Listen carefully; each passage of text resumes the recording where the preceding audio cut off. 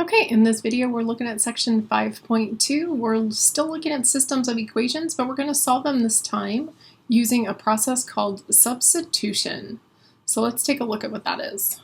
Okay, so our learning target for this video, at the end of the video, you will be able to solve a system of linear equations using substitution. Over here on the left we have our core concept. So this involves the process for solving a system of linear equations using substitution. It's a three-step process, just like we had in graphing. The steps are as follows. So first we're going to solve one equation for one of the variables. So we're going to have more than one equation for our system. Okay, so we'll have equation 1, equation 2, and you're going to solve one of the equations for one of the variables. So it can either be x or y. Second step, we're going to substitute the expression from step 1 into the other equation and solve for the other variable. Okay? And then step 3, we're substituting the value from step 2 into the original equation and solve. So I know this sounds a little confusing as we just go through the process. You need to write down the process in your notes, so pause the video if you don't have it all written down, and let's take a look at an example. Okay, so our first example, we're solving a system of linear equations by substitution. So you can see that we have a system here. We have one linear equation, so one line, and our second line is here.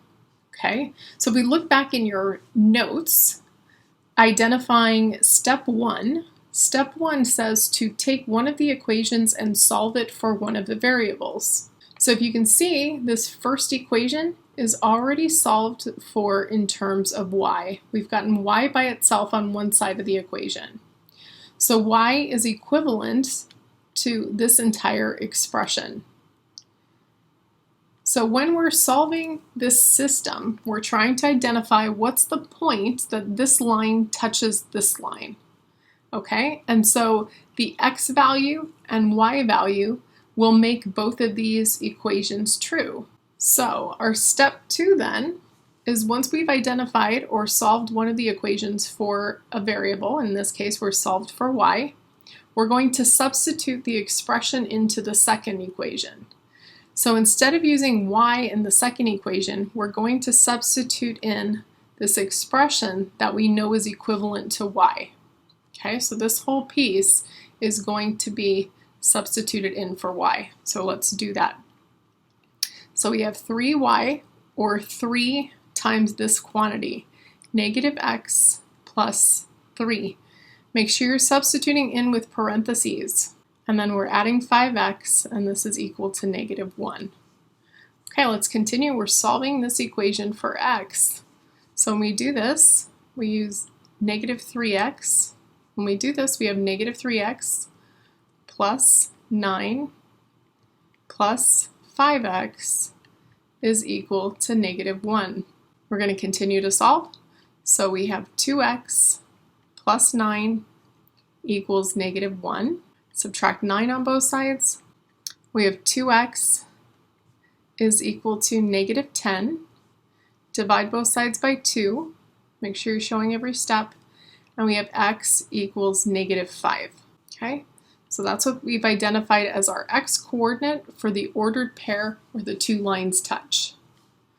Next step, we need to take this value for x and plug it into our original equation up here. And we're solving for y.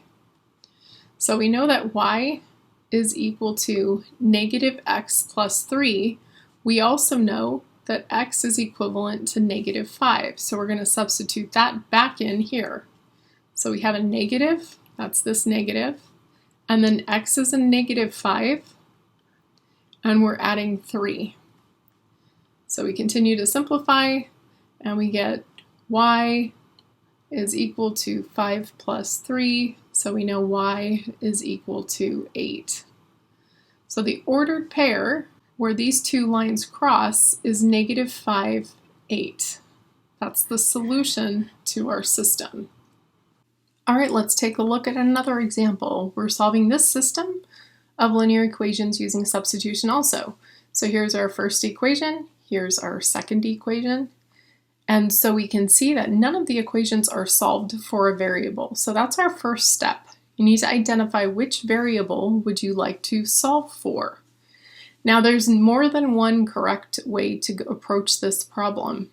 So you can solve for x, you could solve for this y, or you could solve for this y. And all of those would take approximately the same number of steps. I'm going to take and solve this equation here for x. X minus y equals -4.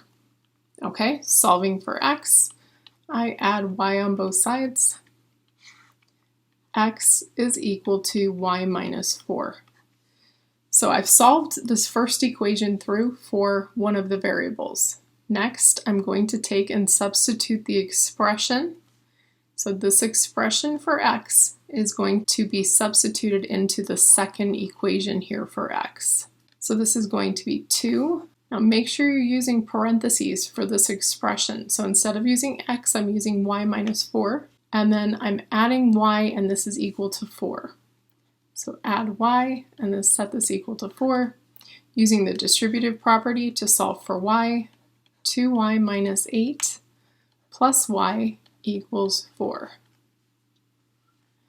3y minus 8 equals 4. Adding 8 on both sides, you can see that 3y is equal to 12. Divide both sides by 3, and y is equal to 4. So here's the y coordinate for our ordered pair where the two lines touch.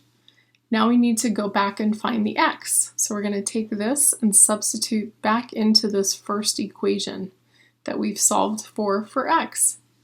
So x is equal to y minus 4. And we know the value for y, so we're going to substitute it in.